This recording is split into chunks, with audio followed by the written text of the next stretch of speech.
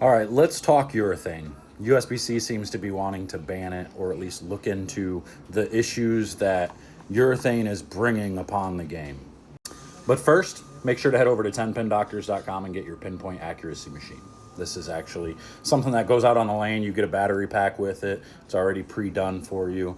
Everything will be set up. All you got to do is go put it out on the lane wherever you want to target. When your ball passes by underneath the sensor here, you can set the sensor to be as sensitive or as least sensitive as you want, to where you give yourself a small target or a big target. It's up to you.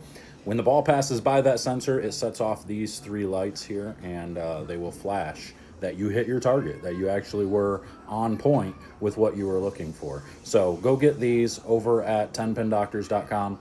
Making them now. I've got about 50 of them made. I'm going to continue to make them because we've already sold about 75, I think. So we're going to keep going with these. I've got a couple other things coming as well.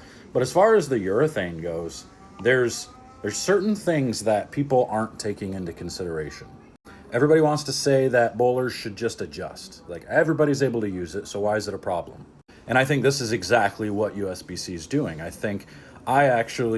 I applaud USBC for looking into this, because the major issue we have is the way it changes the lanes. It completely changes the intentions of what the patterns are designed for. And it actually creates one distinct advantage for only one specific type of player. Now, I'm speaking solely on like the PBA Tour level. You know, this is what happens out there. In other amateur type events, it's not as big of an issue because you have a variety of players using all kinds of different equipment. On tour, when those guys are using urethane, pretty much everybody's using urethane for the most part, at least 80% of the field. People have the common misconception that urethane is a weaker ball meant to go straighter, and it's actually the opposite. Urethane is the strongest cover on the market, and it's meant to hook early. And there's clearly a difference between today's urethane and the urethane that was used back, even 20 years ago. And sure, you can put some of the hook potential on newer cores being used in today's urethane, but that's not the major culprit here. The cover stocks are just flat out different. And the reason I don't give the core that much credit is because today's most successful urethane balls are the ones that flare the least. So like your black hammer pearl, the purple hammer pearl, even the Tank Rampage had some success. And they are all lower flaring bowling balls. The one complaint a lot of the Storm staff guys had of the IQ 78 that I heard was that that ball flared too much. And when a ball flares like that, especially a urethane ball that's going to hook early, it forces you to move further left or inside of where you're trying to play, and you have to open your angles up. And when you open the angles up with something like that loses rotation that fast, it makes it very tough to get your ball to go through the pins. So once you force yourself into a steeper angle, those urethane balls are tough to make go through the pins. That's where the black hammer and the purple hammer excelled, because they flared less and still had that giant cover on them that allowed it to continue, and you could play all the way around the lane. There were multiple events where I could be sliding in the left gutter and throwing the ball towards the right gutter, and the urethane ball would still get through the pins. But that's the problem. Mine didn't go through the pins nearly as well as the high rev players. And that is how the environment is made to be unfair. And when I say unfair, don't come on here saying I'm complaining. I'm explaining. I'm not complaining.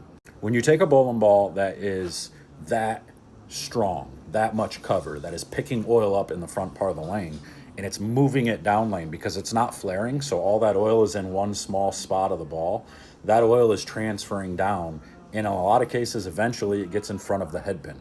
So what happens when you have oil down at the end of the pattern and in front of the head pin? Your ball will start to do some weird things. It makes it that much more difficult to get your ball to go through the pins properly. Sure, you got plenty of room on the lane to get to the pocket. Getting your ball through the pins is the hard part. So the guys that had 450 or lower rev rate really struggled. Their pin carry was great. They're all shooting 250, 260 game one. But then all of a sudden, game 2 and 3, the lower rev rate guys are shooting 2.0, while the big rev rate guys are still shooting 230, 240. Yes, the big rev rate guys, their pin carry came down a little bit too, but their off hits, they stay. The lower rev rate off hits just kind of go away. It makes the lower rev rate have to be that much more precise. But when you can use ball speed and 500 plus rev rate, your pocket becomes that much bigger. And when I say pocket, I mean your pocket that actually strikes. Again, remember, it's easy to hit the pocket. It's not easy to strike. So when the lanes change that fast, literally in a game, it makes it to be basically an unfair advantage. And none of this is being said to take anything away from anybody out there bowling. Let's let that be clear right now. The best in the world are the best in the world. And you take urethane away, they're still going to be the best in the world. The scoring pace will just come down a little bit. Now, the argument that somebody made was, well, they don't change the lanes nearly as much as these big, strong reactive balls do, and that's just false. Like, sure, the big reactive balls are going to pick oil up in the front just as much as the urethane, but the big reactive balls don't move the oil down the lane like the urethane do, because the big reactive balls flare a bunch. And that oil generally isn't just sitting on the cover stock like it does with urethane. There's a lot of bowlers out there that don't wipe their urethane balls out. So that oil is continually being tracked down lane over and over again. Urethane doesn't soak up the oil. The reactive balls do soak up oil. So it's not sitting on the cover stock and moving down lane. Plus your flare goes across the ball all the way for the most part. So there's not one small spot that's continually hitting down lane. So now the question comes in and people say, well, if they can't get their ball to go through the pins with urethane, why don't they just switch to reactive? And that's a fair question. The problem is the lanes are just super sensitive. You switch to reactive, which is ultra sensitive to friction.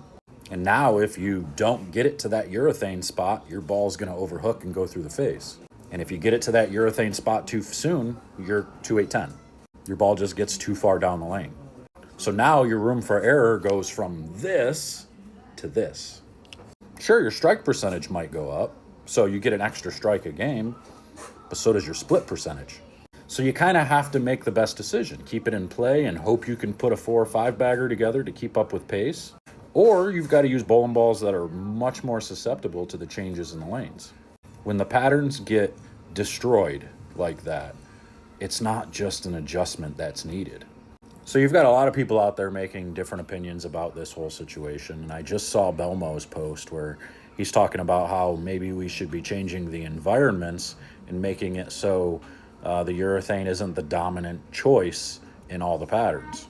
And that would be great if they could figure out how to do that. They've tried. And I think the only people that have come close is USBC out at the Masters. The Masters has done a pretty good job of really limiting how much urethane is used on the lanes. And the Masters is one of the only events on the planet right now that actually gets a good variety of bowlers, where the lower rev rates have a chance. It's not just about banging on it and moving left. And when you talk about a post like Simonson's, where he's saying these kids today, they're not developing into good bowlers. They're not developing touch. I couldn't agree more. Because you've got kids out there that have 6 urethane balls in their bag, and they go to all these tournaments, the junior gold tournaments and everything, and that's what they take. And it's not like that's a dumb decision. It's smart on their part, because that's really what makes the lanes easier.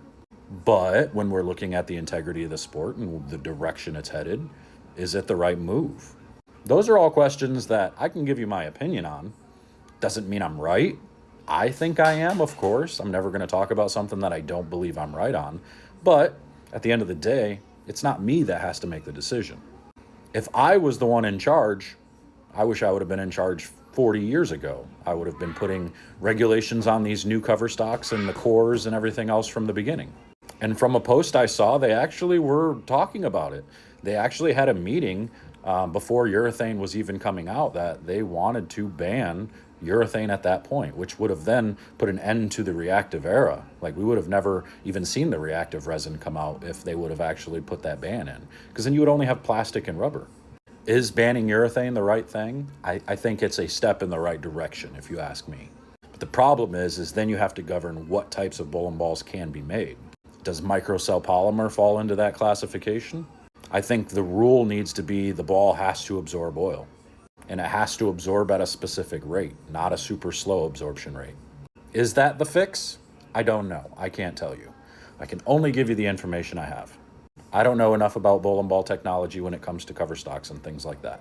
I can tell you that I believe the urethane balls do create an unfair environment on how they break the lanes down. I'm not saying anybody's doing it on purpose. It's just what we've dealt with. It's just the way it is. Again, I'm not complaining.